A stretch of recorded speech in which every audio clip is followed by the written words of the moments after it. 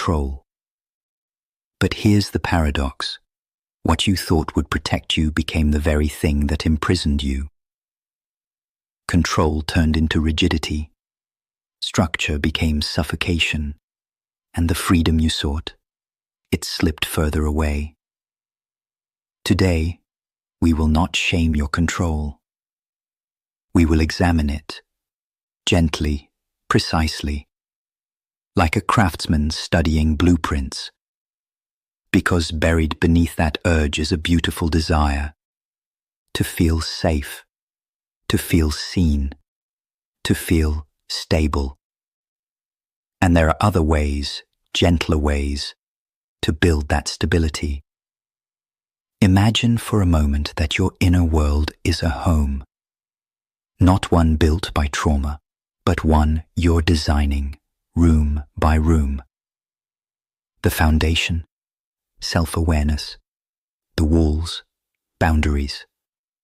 The windows, perspective. The doors, choice.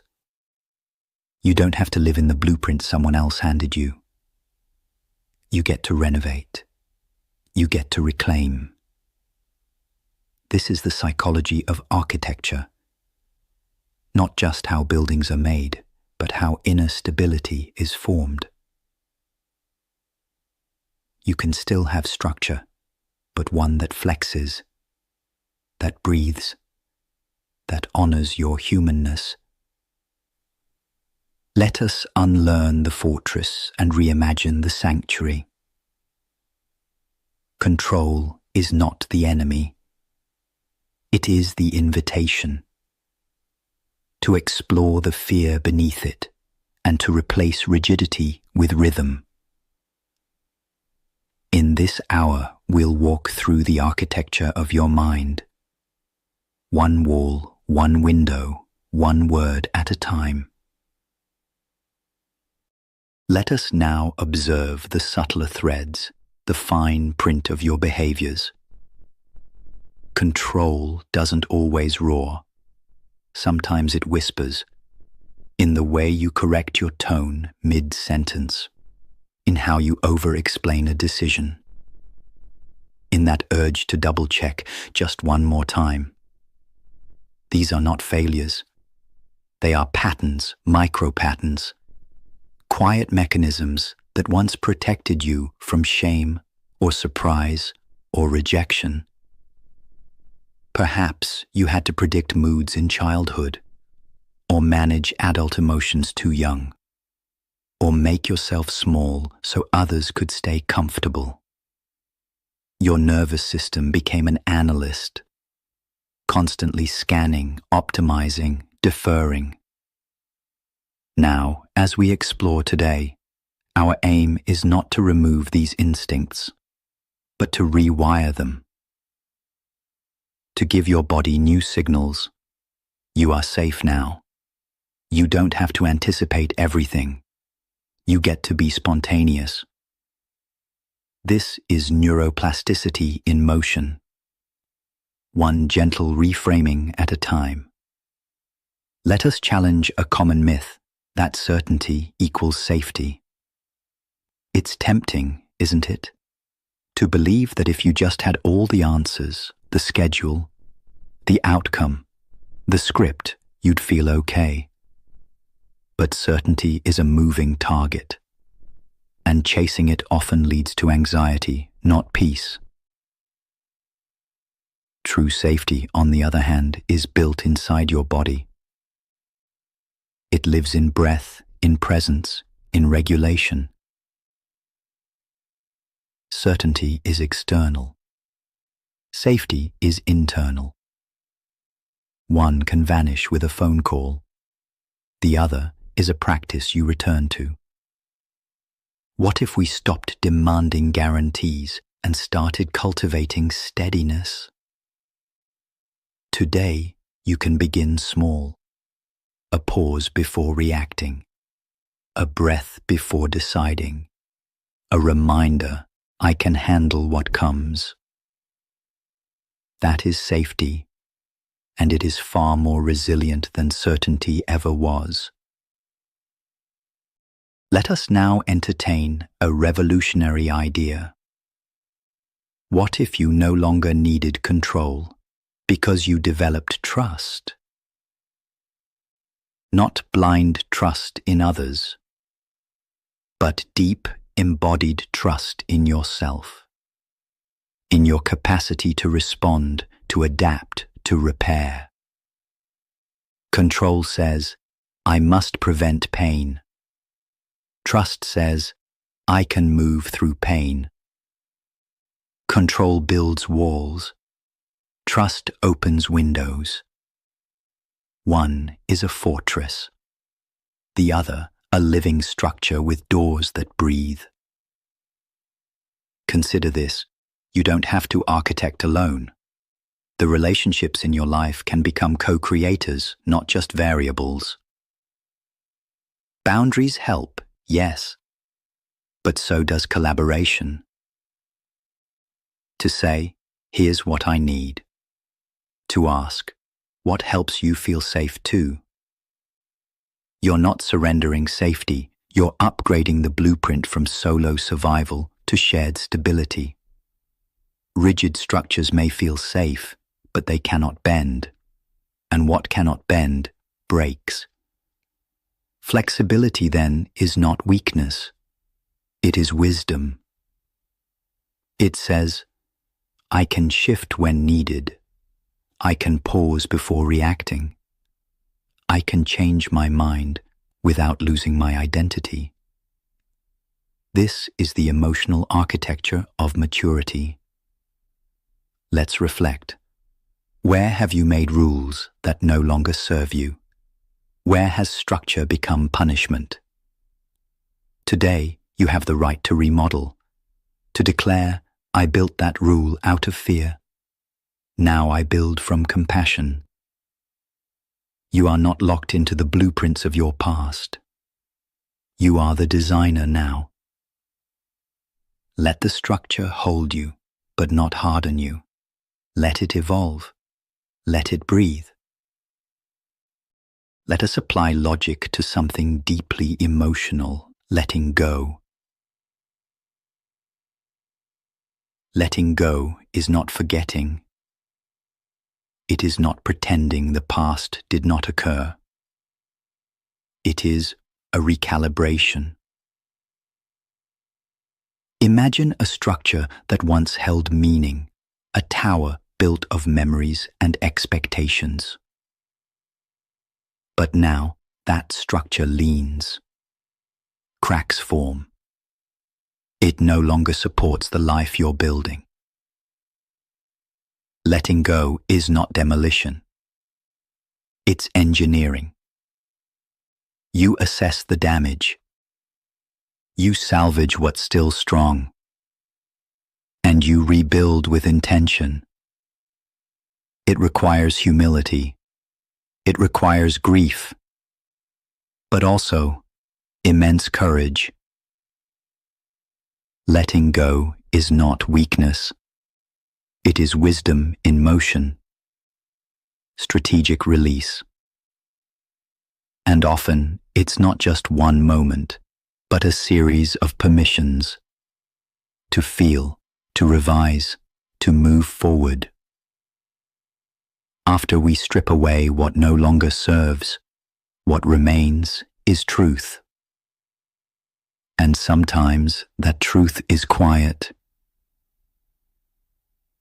unadorned, unimpressive to others, but deeply yours. Control tries to decorate, to make pain palatable, to package complexity into certainty. But healing does not need performance.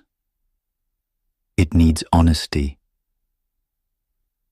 So what is left when the need to impress falls away? When you no longer chase applause? When safety is internal, not conditional? That is where the real you lives.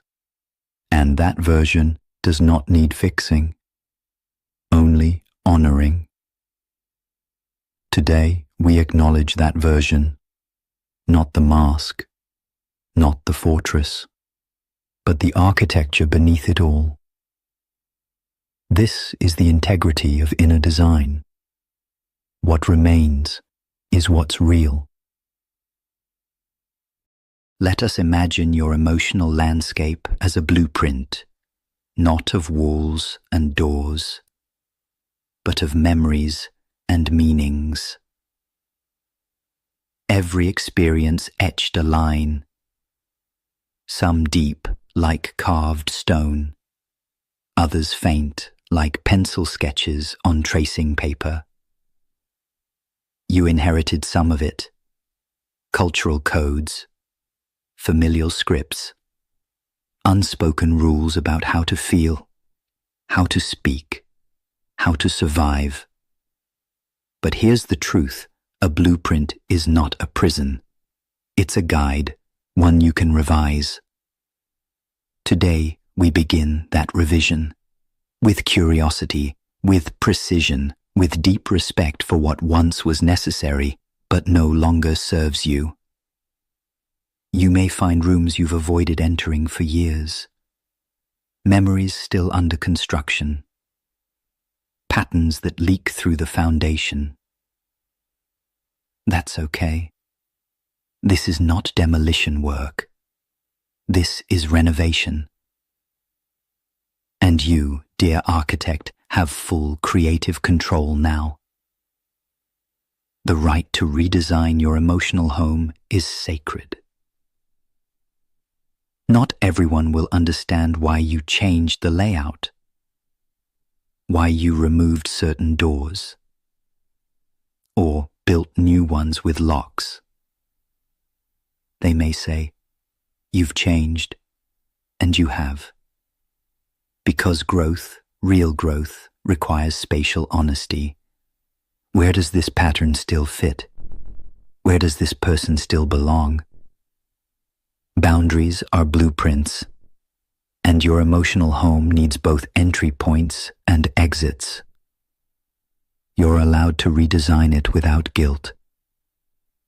To say, this version of me needs more light, more quiet, more truth. And if someone doesn't respect the new design, that is not your burden. It is their resistance to evolution. You don't owe the past a lifelong lease. You owe your soul a space it can fully inhabit. Let us clear the misconception that emotion is a deviation from logic. Emotion is not a malfunction. It is not a flaw in the code. It is data. It is signal. It is meaning in motion. When you feel something deeply, that is your inner architecture responding. Your structure is not broken, it is adaptive. Perhaps you were taught to suppress, to explain instead of express, to perform calmness while chaos brewed beneath. But the body remembers, and so do your systems. Today, we make room for that truth. Emotion belongs in every equation, in every decision, in every blueprint of healing. You are not less rational for feeling. You are more complete because you are integrating, not fragmenting. That is a sign of profound intelligence and emotional fluency. With logic, we calculate. With emotion, we discern. Discernment is not mere preference. It is the wisdom that arises when head and heart are aligned. It whispers, "This dynamic drains me. This environment nourishes me. This pattern repeats, and I'm ready to revise it." Discernment does not always come quickly. It often arrives after we've repeated a lesson, again and again. But when it does, it is your clearest compass. It says, "You've seen enough. You've felt enough. You know what to do." This is where emotional data becomes inner authority. Today, trust what you sense, even if you can't yet articulate it, even if others don't validate it, even if it's inconvenient. That quiet knowing, that is discernment. Honor it. It has earned its place in your design. Let us consider the principle of balance, not as neutrality, but as stability. The world often pushes us toward extremes, all or nothing, yes or no, success or failure. But equilibrium lives in the middle. It is the quiet strength of the bridge between polarities. You are not required to choose between logic or emotion, action or rest, firmness or softness. You can live in the intersection and in doing so, build a more flexible foundation. Today, we challenge the binary. We make room for the both and. I can set boundaries and stay compassionate. I can speak firmly and still care. I can grieve and grow. That is emotional engineering at its finest. No longer reactive, but responsive, deliberate, and whole. Imagine the self not as an idea, but as a structure. Each choice, each belief, each scar and insight becomes a beam, a wall, a window. Your structural integrity depends not on perfection, but on cohesion. When you act out of alignment, you feel the wobble. When you compromise your values, you feel the cracks. But when you live in congruence, when your actions reflect your core, the structure holds. This is not rigidity. This is resonance. The more you speak truthfully, the stronger your voice becomes. The more you live authentically, the more space you create for others to do the same. Your structure becomes a sanctuary, not just for you, but for every soul who enters your presence. Today, reinforce that foundation, not with performance, but with presence, not with armor, but with honesty. There is value in slowing your thoughts, not to silence them, but to measure them. The measured mind is not emotionless. It is intentional. It does not rush to label, but listens. Not every thought is urgent. Not every emotion is a command. Some are simply echoes, residual frequencies from a past you've already outgrown. In cognitive practice, we call this awareness. In wisdom traditions, we call it discernment. Either way, you are not your first reaction. You are the response you choose after the pause. Today, take that pause. Even for a second, let your breath intervene between trigger and reply. That pause is power. That pause is freedom. That pause is you rewriting your mental architecture. It is possible to think clearly and still be kind. Compassion does not cloud intelligence. It enhances it. It adds depth to your logic, context to your insight, humanity to your analysis. When you apply compassion to thought, you ask better questions, not just, what is wrong, but what has happened here? You see the hurt beneath the habit, the fear beneath the resistance, the longing beneath the anger. This is not naivety. It is wisdom matured by empathy. Compassionate thinking leads to wise boundaries. It's not about excusing behavior, but understanding enough to act with clarity and grace. You are allowed to hold both truth and tenderness, to think with your whole self. Today, do just that. Language shapes perception. What we name, we notice. What we reframe, we release. So much of your inner world has been constructed from the words you've inherited.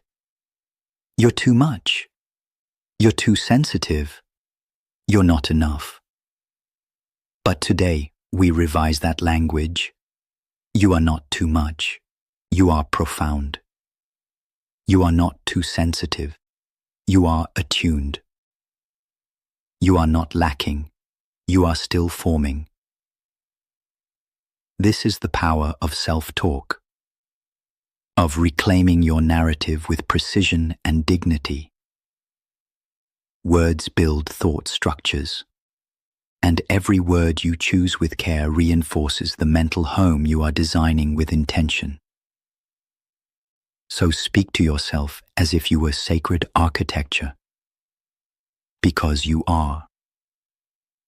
Each phrase, each affirmation, lays brick upon brick in the cathedral of your becoming. Your mind is not a vacuum, it's an ecosystem.